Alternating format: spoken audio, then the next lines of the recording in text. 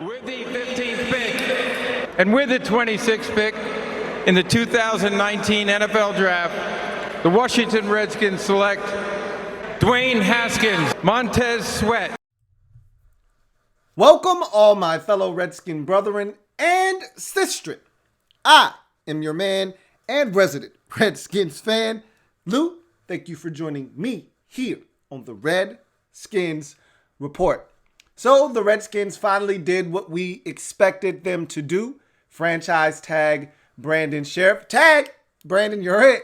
And so $16 million will be the price tag if the Redskins are not able to reach a long-term agreement with Brandon Scherff before mid-July. So we've talked about this ad nauseum.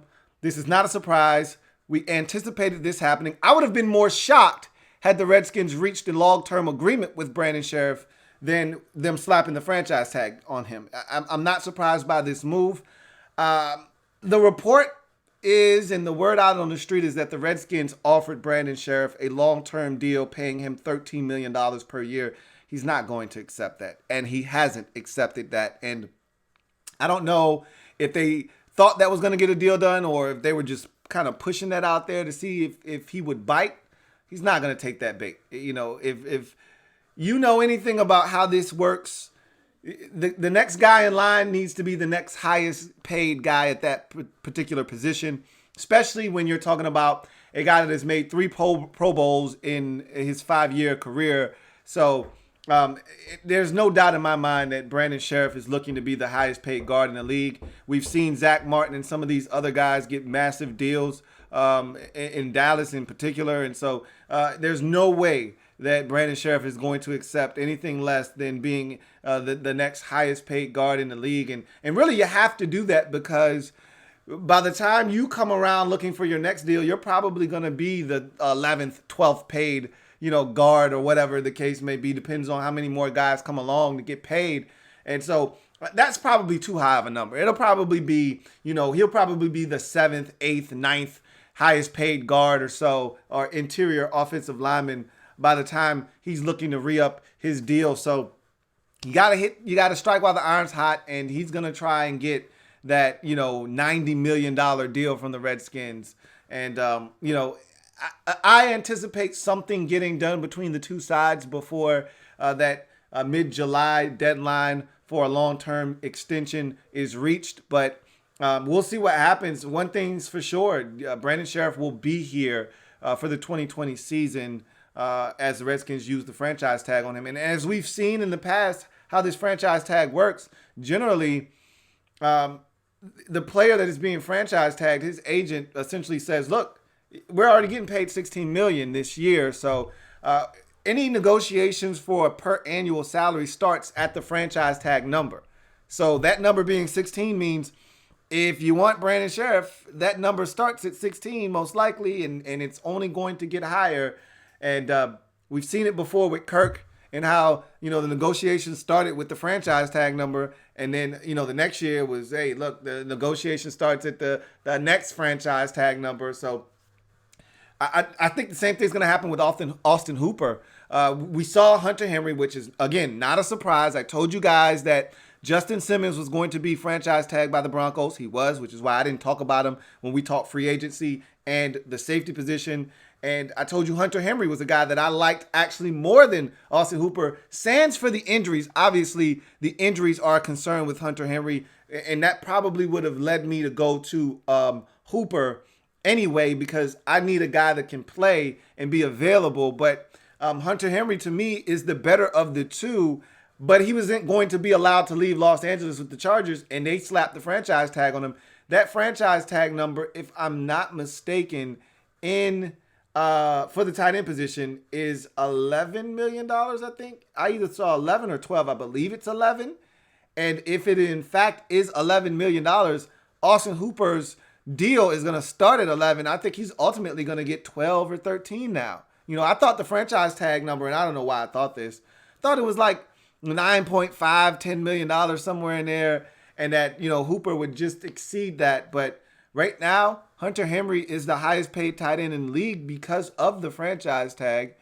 And I think that Hooper is going to going to best that once free agency gets kicked off. And I don't know if you heard this rumor, but reportedly there are 3 teams hot on his trail, 2 in the NFC North, in the Packers and the Bears, and the Redskins make up the 3rd team that is supposed to be in the Austin Hooper sweepstakes. So again, how high does the bidding go, and where do the Redskins draw the line?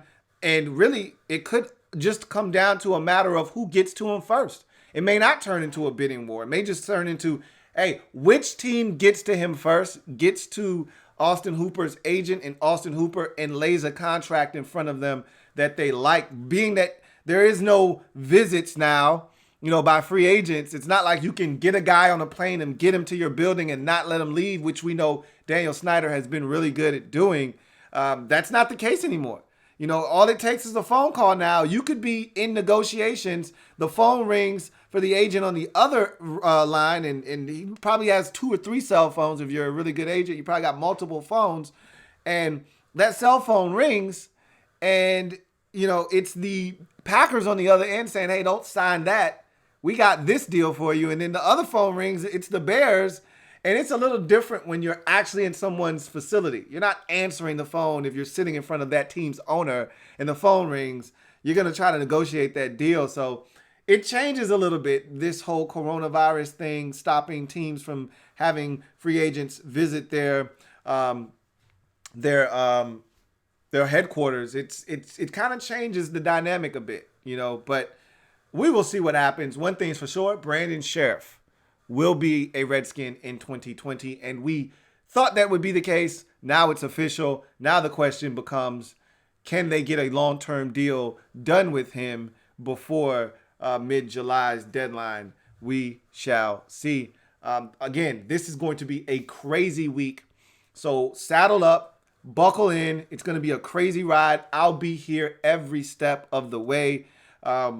All of the free agency news, any kind of news that comes out about the league in general, it'll all be here on the Louie T Network. So you guys stay plugged in, and I will have you covered. In any event, I'm a Redskins fan, etched in burgundy and gold. My Redskins spirit will never die. Redskins spirit will never fold until we meet again. Hail to our beloved Washington Redskins. And just on this side note, before we get out of here, reportedly, the Trent Williams situation, according to Ian Rappaport and Mike Garafolo, no second-round picks have been offered to the Redskins as of yet, but teams are definitely interested. It sounds like, and if Garafolo's reporting is accurate, it sounds like the Redskins are willing to work with whomever is willing to give Trent a deal. It really sounds like the hang-up right now with the Trent situation is going to be how much money he's asking for on this extension that he's going to get from whatever team decides to cough up the draft capital. Now, I can also tell you this. It doesn't sound like the Redskins are coming away with that second-round pick we talked about. It sounds like they're going to be willing to take essentially what is being offered. Now, I'm not saying they're going to settle for a 4th, but if a team says, oh, you're getting from us is a 3rd, it sounds like the Redskins may not be willing to turn that down. It doesn't sound like the hardline stance we heard of, we want fair compensation. It sounds like they're like, we'll take any compensation at this point. I don't believe that to be the case, but if the reporting is accurate, it sounds like the Redskins at this point are ready to wash their hands of this situation. I wouldn't be as hasty to do that unless I feel like the deal I'm getting is one that I'm satisfied with.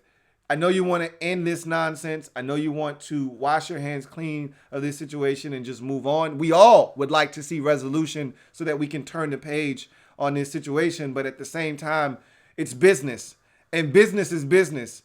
And if it doesn't make dollars, it doesn't make sense. And if this whole situation doesn't make sense on the Redskins end, it's $12.5 million for Trent to be here to play in 2020. That's the way that I would operate, is like, look, either we get what we're looking for, or we'd love to have you back at 12.5. Guess what?